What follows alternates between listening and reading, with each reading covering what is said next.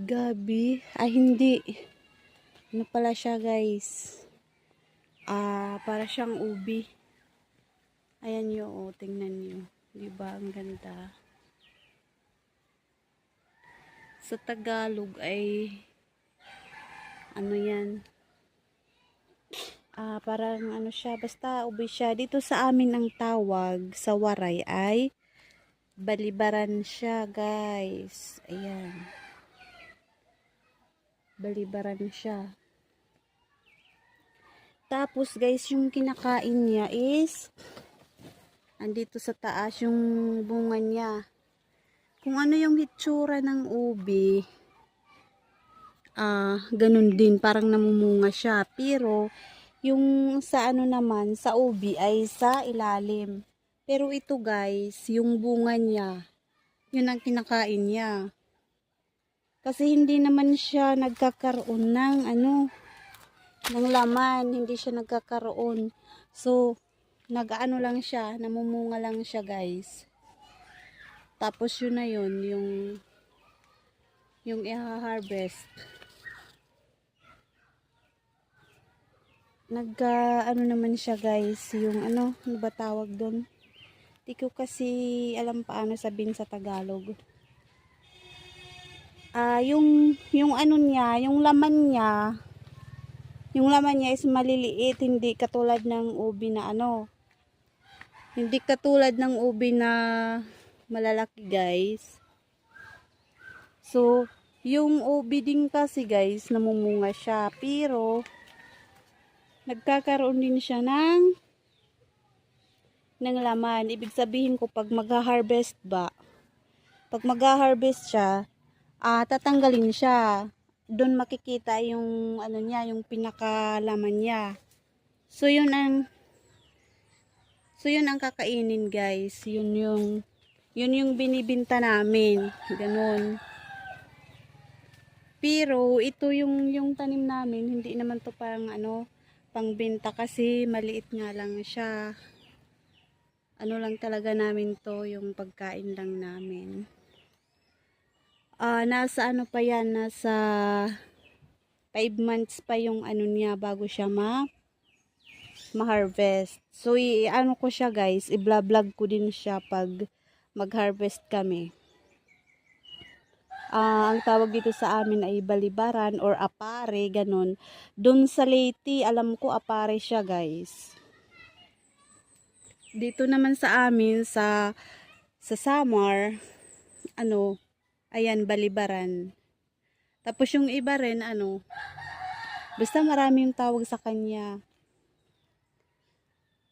Ayan naman, guys, ay yung ano ba yung tawag, yung maliliit na niyog, bagong tanim na niyog, ganun. Ayan nga, ayan siya, guys. Oo, bagong tanim siya na niyog. Ganyan pa lang siya, guys, pag bagong tanim yung niyog. Ganyan siya. Ayan, hindi na ako makita dahil ang ng mga ang tataas, guys. Ang tataas na nila yung mga kamuting kahoy. Kasing tangkad ko na sila. Ayan, oh. Ang na talaga. Ayan. Ang taas na, guys. So, andito pa. Meron pa dito sa kabila. Ayan, ayun, oh. Doon. Meron pa kaming tanim. Ayan. Malawak yan dito, guys. May mga sagingan din doon. Ayan. Diba? Ayun pa. Ayan kasi, guys, kadalasan yung mga tanim namin dito. Yan yung yung tumutubo dito sa amin. Kadalasan, hindi naman siya pwede tamnan ng yung pichay, ganun, hindi siya kasi nga yung lupa namin, oh. Ayan naman ay pinya. Mga bagong tanim sila guys na pinya. Bagong tanim lang sila.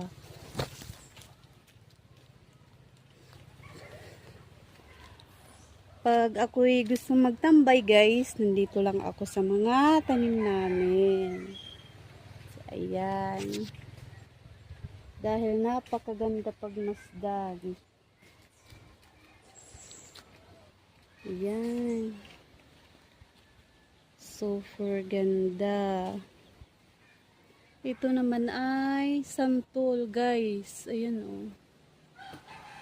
May bunga na siya, may mga hinog na siya kaso hindi ko maakyat kasi nga sa sobrang taas. Kaya ang ginagawa ko dyan, nagsusungkit na lang kami. Ayun, sa taas yung bunga niya.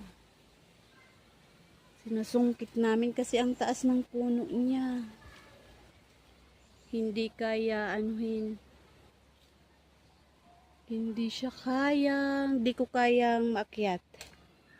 Siguro yung iba, maakyat naman nila yan pag sanay na sa sa akyatan, ganun.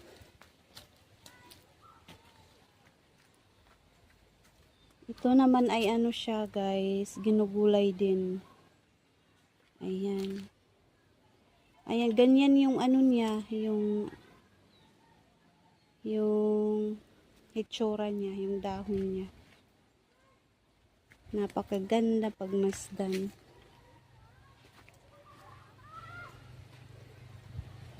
Guys, please subscribe my YouTube channel. Thank you so much guys. See you my next video. God bless everyone. Ayan. Ano yan yung dahon na maliliit yan oh. Ano yan, alaro yan dito sa amin. So nung unang daw, yung mga matatanda daw dati dito sa amin. Yan daw ang pagkain nila. Oo, kasi pag yan daw ay kinakain, hindi masyadong nagugutom. Sabi ng mga matatanda. So, mabilis lang naman siya tumubo. Kaya, ayun, tumutubo na siya doon. Medyo okay naman yung niya. Ayun, guys.